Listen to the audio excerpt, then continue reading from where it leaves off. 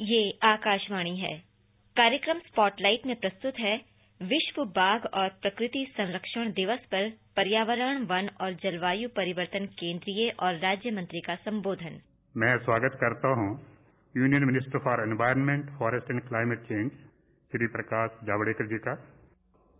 1973 में जब tiger reserve की कंसेप्ट शुरू हुई तो 9 टाइगर रिजर्व थे। बढ़ते बढ़ते अब 50 हो गए और खुशी की बात है कि 50 में से एक भी पुअर क्वालिटी नहीं है। फेयर है, गुड है, बेस्ट है, लेकिन एक भी पुअर क्वालिटी का नहीं है। तो ये बहुत महत्वपूर्ण है। और देखो प्रकृति की क्या वैभव है कि आदमी का अंगूठे का निशान जैसे यूनिक होता है। 700 करोड़ जन आबादी है दुनिया की, 700 करोड़ डिफरेंट अंगूठे हैं। एक छोटे से जगह में इतनी विविधता भरी है कि हर एक दूसरे से डिस्टिंक्ट होता है। मुझे भी सवाल था कि ये बाघ एक से दिखते हैं तो इसमें अलग कैसे गिनते हैं, वही बार बार आया है ऐसा नहीं होता। तो नहीं होता। ये धारियां जो है स्ट्राइप्स, वो धारियों के कारण उसमें जो विशेषता भरी है उससे एक एक बाघ अलग अलग गिना जा सकता है। और बड़ी प्रक्रिया के बाद 2967 जो कहे थे प्रधानमंत्री ने, वो बाघों की सही पहचान हुई है। उनके सबके चित्र है, उसका विज्ञान है।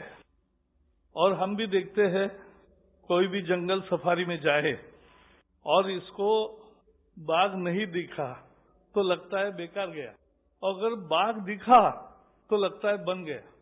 तो ये भाव है लोगों में, क्योंकि प्रकृति का एक अनमोल रत्न है बाघ। और जब बाघ होता है तो जंगल अच्छा होना पड़ता है, घास होना पड़ता है, पानी होना पड़ता है, और प्रे बेस जो है, जिन प्राणियों को वो शिकार करके खाता है, वो भी सब चेन होनी चाहिए। तो एक तरह से हमारे प्रकृति का ठीक होने का ये एक सर्टिफिकेट है बाघों की संख्या। और दुनिया के 70% बाघ भारत में है। भारत को गर्व होना चाहिए। 70% हमारे पास है और 70% बाघों के साथ आज हम दुनिया का नेतृत्व करते हैं। देखो, भारत की ये सॉफ्ट पावर्स है और सॉफ्ट पावर को हमें दुनिया के सामने बहुत तरीके से ले जाना भी चाहिए। और इसलिए यह आज जो पोस्टर निकाला और जो रिपोर्ट है वो देखने लायक है। सभी 50 जो टाइगर रिजर्व्स है उसकी कहानी है, उसका सारा रिपोर्ट है। अलग अलग बेहतरीन चित्र है, देखकर भी आनंद होता है। तो ये बाघ की कहानी है। और इसलिए अंतर्राष्ट्रीय स्तर पे हमारे अनेक सॉफ्ट पावर्स हैं। उसमें ये भी एक नई सॉफ्ट पावर है कि यहाँ 30,000 हाथी है, 3,000 एक सिंह के गेंडे है, और बाकी भी क्रोकोडाइल से लेकर लायन भी 500 से ज्यादा है। तो ये सब वैभव है। और मैं हमेशा बताता हूं कि भारत में बहुत कमी है जमीन की। दुनिया में जितनी जमीन है उसका केवल 2.5% भारत में है। दुनिया में जितनी बारिश होती है उसका केवल 4% भारत में होता है। और भारत में दुनिया की 16% लोगों की आबादी भी है और 16% पशुओं की भी आबादी है। और सबको जमीन लगता है, पानी लगता है, खाद्य लगता है। इतने सब रिस्ट्रेंट के बावजूद भी दुनिया की 8% बायोडायवर्सिटी आज भारत में विद्यमान है। तो भारत ने ये करके दिखाया। कैसे किया? क्योंकि हमारे संस्कृति का हिस्सा है, हमारे रोज के जीवन का हिस्सा है। पेड़ की पूजा होती है, यहाँ प्राणियों की पूजा होती है, पक्षियों के लिए अलग मदद के रास्ते ढूंढे जाते हैं। तो ये चराचर सृष्टि है, चर भी और अचर भी। तो ये चराचर सृष्टि हमारे जीवन का एक अभिन्न हिस्सा है। और इसलिए बाघों के रक्षा में भारत ने जो कदम उठाए, हम दुनिया के जो 13 देश है जिनके पास बाघ है, उनको सभी प्रकार की मदद करने के लिए तैयार है और हम उनको ट्रेनिंग भी देंगे, कैपेसिटी बिल्डिंग भी करेंगे, यहाँ का उनको सब दिखाएंगे, ट्रेनिंग भी पूरा देंगे और बाकी भी जो सहयोग लगेगा वहां जाकर भी वो भी हम करेंगे, क्योंकि हम चाहते हैं कि प्रकृति की रक्षा हो। अभी आसाम में बाढ़ आई तो हमने हाईलैंड्स तैयार किए, जमीन के नए टुकड़े, जैसे एक आइलैंड होता है वैसे हमने लैंड के मासेस तैयार किए और उसका परिणाम हुआ कि ये जो राइनोस है वो वहां आकर रुके, बाकी प्राणी भी वहां आकर रुके जब बाढ़ में, ये तो बह जाने का ये था। और इसलिए ये भारत की दृष्टि है, हम प्राणी को केवल उपयोग की चीज करके नहीं देखते हैं, उसको जीवन का अभिन्न हिस्सा मानते हैं और उसकी रक्षा करना हमारा कर्तव्य मानते हैं। मैं आपको बताऊं, एनिमल ह्यूमन कॉन्फ्लिक्ट भी होते हैं। समझो हाथी और मनुष्य में 500 लोग हर साल हाथी और मनुष्य संघर्ष में मरते हैं, लेकिन वही मनुष्य क्या कह रहा है। मैं गया था एकदम दूर जंगल के पास, किसानों से मिल रहा था, तो उन्होंने कहा कि ये हाथी आते हैं, फसल का बहुत नुकसान हो रहा है, कुछ करो। तो किसी ने कहा मार डालो, तो किसानों ने कहा नहीं मारना, वो हमारा नुकसान करते हैं लेकिन मारो मत। जंगल में ही पानी और खाद्यान्न अत्यधिक मात्रा में मिलेगा तो वो बाहर आएंगे ही नहीं। किसानों के इस सूझबूझ से हमारा एक कार्यक्रम तैयार हुआ, वाटर एंड फॉडर ऑक्यूमेंटेशन, कि जंगल में खाद्यान्न भी तैयार हो, घास भी तैयार हो और पानी भी भरपूर रहे। और इसके लिए हम नए टेक्निक भी यूज कर रहे हैं। लाइडर सर्वे के साथ हम जंगल का नक्शा पूरा डीपीआर तैयार करेंगे और उस पर काम ऐसा जल संधारण का करेंगे कि जिससे पानी का संरक्षण होगा और उसके कारण ग्राउंड वाटर भी बढ़ेगा और उसके कारण घास भी बढ़ेगा।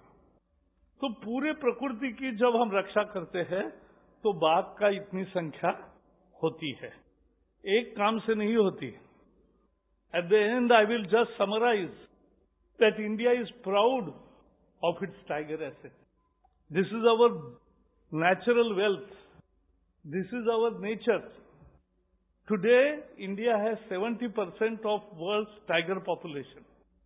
We are in a leading position.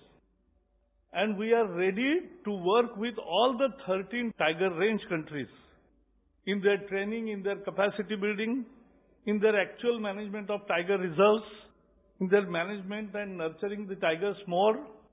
India will take the leadership role. At the same time, this has happened despite our physical constraints. And this is not only about tigers. We have 30,000 plus elephants, 500 plus lions, 3,000 plus single-horn rhinos, thousands of crocodiles, dolphins. So we have large amount of wild flora and fauna, of which we are proud. Our effort is to improve the environment and biodiversity. And I'm very proud to say that despite India's constraint of having only 2.5% of the world's landmass, despite having only 4% of fresh rainwater resources, and with 16% of world's population and 16% of cattle population, we have 8% of world's biodiversity. This is India's real strength. This is soft power. And this has happened because our culture tells us to treat animals, birds, cattle, everybody as part of coexistence.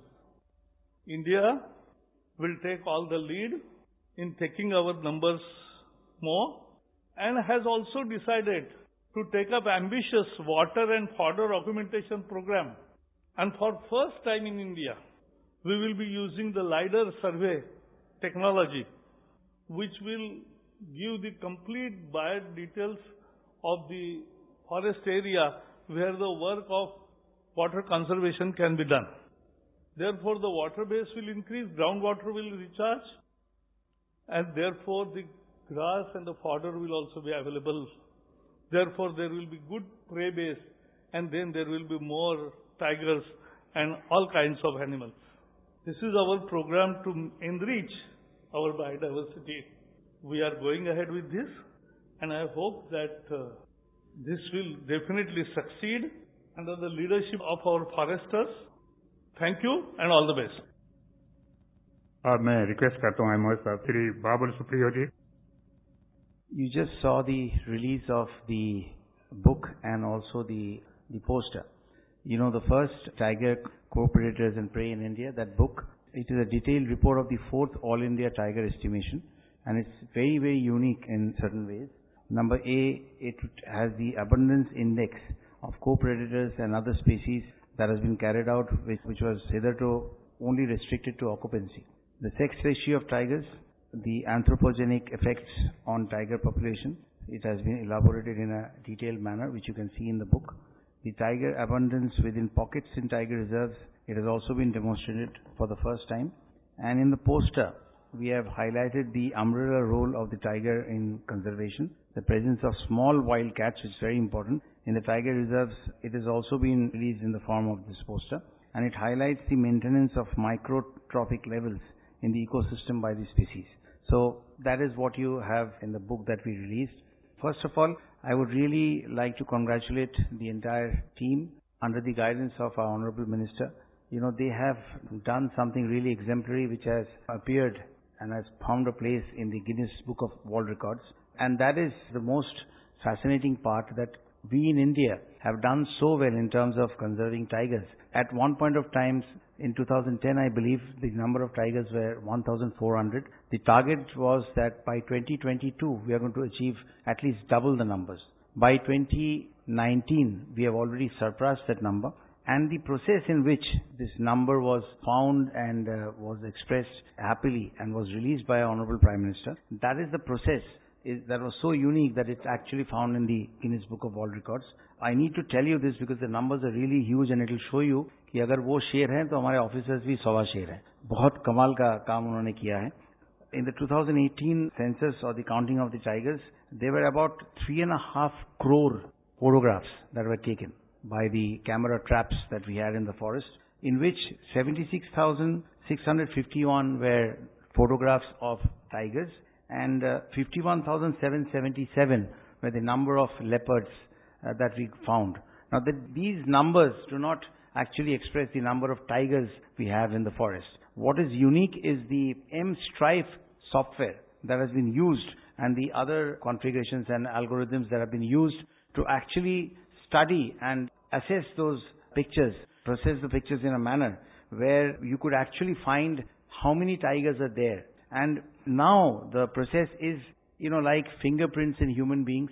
The stripes of the tiger are very unique, and that's a very important way and a very, I would say, a very, very unique way which has been now very, very effectively used by the Indian National Tiger Conservation Authority to actually find the number of tigers. So from examining those pictures, almost 1,25,000 pictures, we have found that the number of tigers approximately, it moves around 2,967. But that was when Honorable Prime Minister had released the numbers about 6 to 7 months back. And now I can assure you that number has grown. Definitely we have crossed the 3,000 landmark. On this occasion of Global Tiger Day, I once again salute the frontline staff and local communities who are working tirelessly for conservation of our national animal, and it is only because of you that we have reached close to 3,000 tigers, which is more than the double of the target that we had set in 2022. Thank you so much, ladies and gentlemen, for being with us today. अभी आप सुन रहे थे विश्व बाघ और प्रकृति संरक्षण दिवस पर पर्यावरण, वन और जलवायु परिवर्तन केंद्रीय और राज्य मंत्री का संबोधन। ये कार्यक्रम आकाशवाणी के समाचार सेवा प्रभाग द्वारा प्रस्तुत किया गया। इसे आप हमारे mobile app news on AIR पर भी सुन सकते हैं। इस कार्यक्रम के संबंध में अपनी प्रतिक्रिया आप हमें ईमेल कर सकते हैं। पता है AIRNSDtalks@gmail.com। ये कार्यक्रम फिर से सुनने के लिए लॉग ऑन करें हमारी वेबसाइट newsonair.com।